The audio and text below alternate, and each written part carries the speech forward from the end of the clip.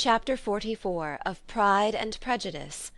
Recording by Elizabeth Klett. Pride and Prejudice by Jane Austen. Chapter 44. Elizabeth had settled it that Mr. Darcy would bring his sister to visit her the very day after her reaching Pemberley, and was consequently resolved not to be out of sight of the inn the whole of that morning.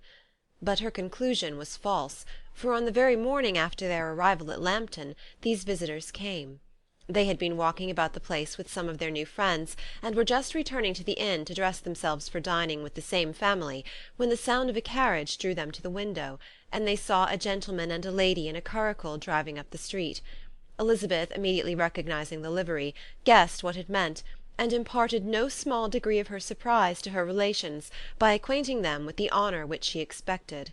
Her uncle and aunt were all amazement, and the embarrassment of her manner as she spoke, joined to the circumstance itself, and many of the circumstances of the preceding day, opened to them a new idea on the business. Nothing had ever suggested it before, but they felt that there was no other way of accounting for such attentions from such a quarter than by supposing a partiality for their niece. While these newly born notions were passing in their heads, the perturbation of Elizabeth's feelings was at every moment increasing. She was quite amazed at her own discomposure, but amongst other causes of disquiet, she dreaded lest the partiality of the brother should have said too much in her favour, and more than commonly anxious to please, she naturally suspected that every power of pleasing would fail her. She retreated from the window, fearful of being seen, and as she walked up and down the room, endeavouring to compose herself, saw such looks of inquiring surprise in her uncle and aunt as made everything worse. Miss Darcy and her brother appeared, and this formidable introduction took place. With astonishment did Elizabeth see that her new acquaintance was at least as much embarrassed as herself. Since her being at Lambton, she had heard that Miss Darcy was exceedingly proud, but the observation of a very few minutes convinced her that she was only exceedingly shy. She found it difficult to obtain even a word from her beyond a monosyllable. Miss Darcy was tall, and on a larger scale than Elizabeth, and though little more than 16, her figure was formed and her appearance womanly and graceful. She was less handsome than her brother, but there was sense and good humour in her face, and her manners were perfectly unassuming and gentle. Elizabeth, who had expected to find in her as acute and unembarrassed an observer as ever Mr. Darcy had been, was much relieved by discerning such different feelings. They had not long been together before Mr. Darcy told her that Bingley was also coming to wait on her, and she had barely time to express her satisfaction and prepare for such a visitor, when Bingley's quick step was heard on the stairs, and in a moment he entered the room. All Elizabeth's anger against him had been long done away, but had she still felt any, it could hardly have stood its ground against the unaffected cordiality with which he expressed himself on seeing her again. He inquired in a friendly, though general way, after her family, and looked and spoke with the same good-humoured ease that he had ever done. To Mr. and Mrs. Gardiner he was scarcely a less interesting personage than to herself. They had long wished to see him. The whole party before them, indeed, excited a lively attention. The suspicions which had just arisen of Mr. Darcy and their niece directed their observation towards each with an earnest though guarded inquiry, and they soon drew from those inquiries the full conviction that one of them at least knew what it was to love. Of the ladies' sensations they remained a little in doubt, but that the gentleman was overflowing with admiration was evident enough. Elizabeth, on her side, had much to do. She wanted to ascertain the feelings of each of her visitors, she wanted to compose her own, and to make herself agreeable to all, and in the latter object, where she feared most to fail, she was most sure of success, for those to whom she endeavoured to give pleasure were prepossessed in her favour. Bingley was ready, Georgiana was eager, and Darcy determined to be pleased. In seeing Bingley her thoughts naturally flew to her sister, and oh, how ardently did she long to know whether any of his were directed in a like manner. Sometimes she could fancy that he talked less than on former occasions, and once or twice pleased herself with the notion that, as he looked at her, he was trying to trace a resemblance. But though this might be imaginary, she could not be deceived as to his behaviour to Miss Darcy, who had been set up as a rival to Jane. No look appeared on either side that spoke particular regard. Nothing occurred between them that could justify the hopes of his sister. On this point she was soon satisfied, and 2 or 3 little circumstances occurred ere they parted, which in her anxious interpretation denoted a recollection of Jane not untinctured by tenderness, and a wish of saying more that might lead to the mention of her, had he dared. He observed to her at a moment when the others were talking together, and in a tone which had something of real regret, that "it was a very long time since he had had the pleasure of seeing her," and before she could reply, he added, "It is above 8 months. We have not met since the 26th of November, when we were all dancing together at Netherfield." Elizabeth was pleased to find his memory so exact, and he afterwards took occasion to ask her, when unattended to by any of the rest, whether all her sisters were at Longbourn. There was not much in the question, nor in the preceding remark, but there was a look and a manner which gave them meaning.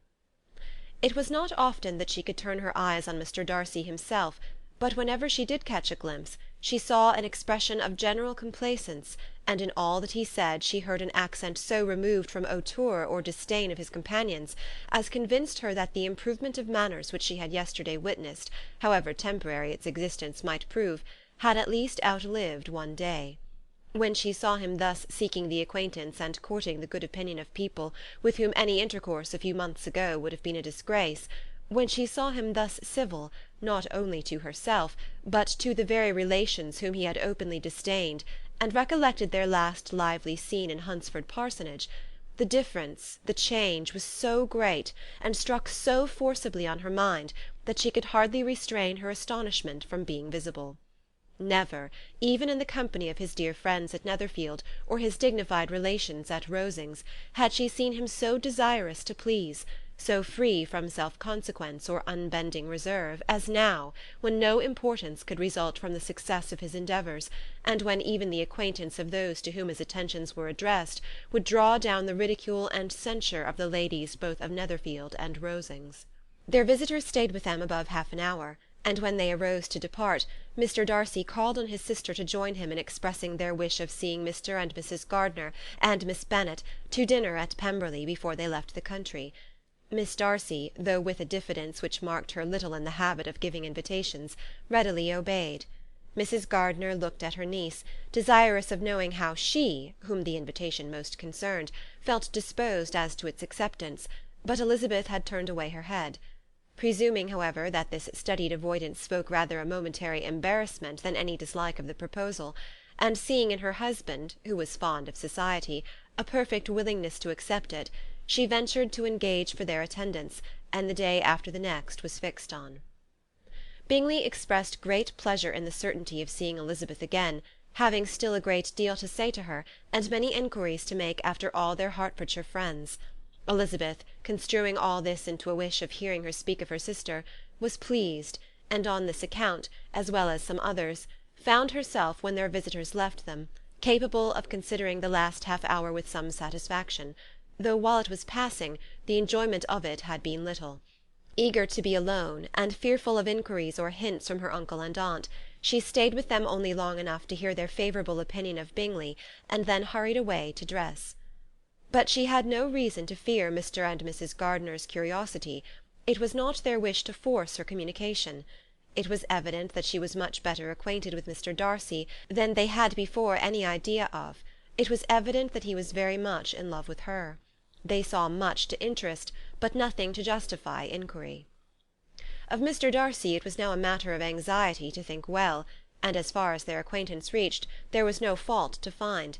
They could not be untouched by his politeness, and had they drawn his character from their own feelings and his servant's report, without any reference to any other account, the circle in Hertfordshire to which he was known would not have recognized it for Mr. Darcy.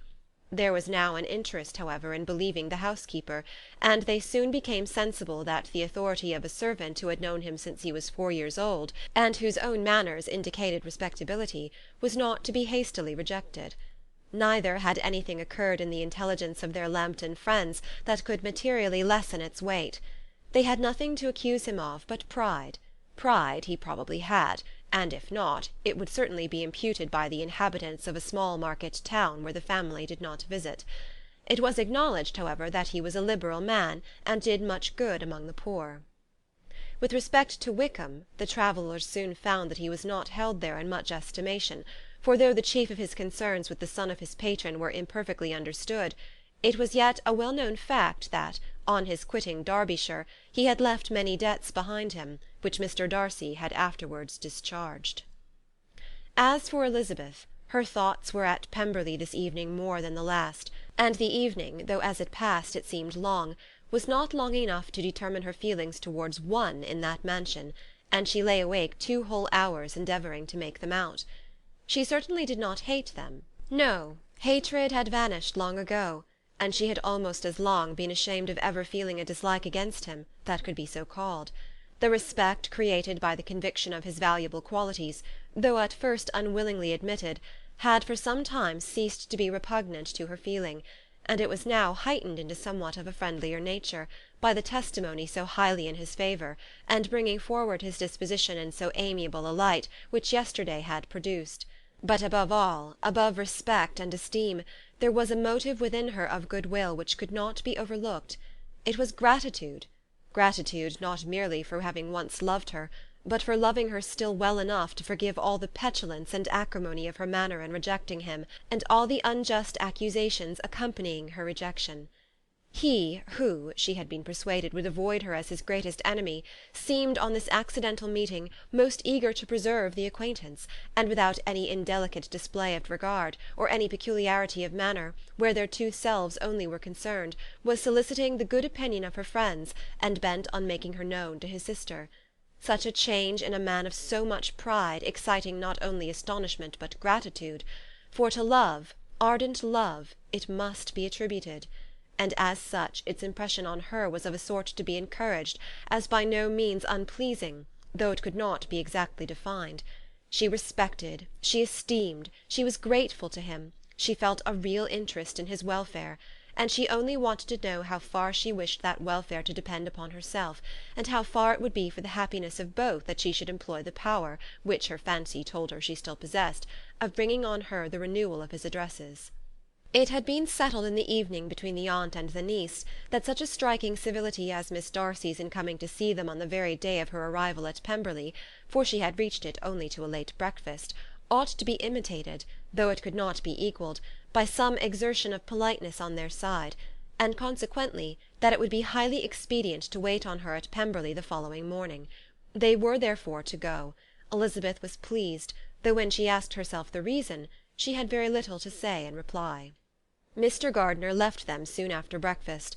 The fishing scheme had been renewed the day before, and a positive engagement made of his meeting some of the gentlemen at Pemberley before noon. Chapter 45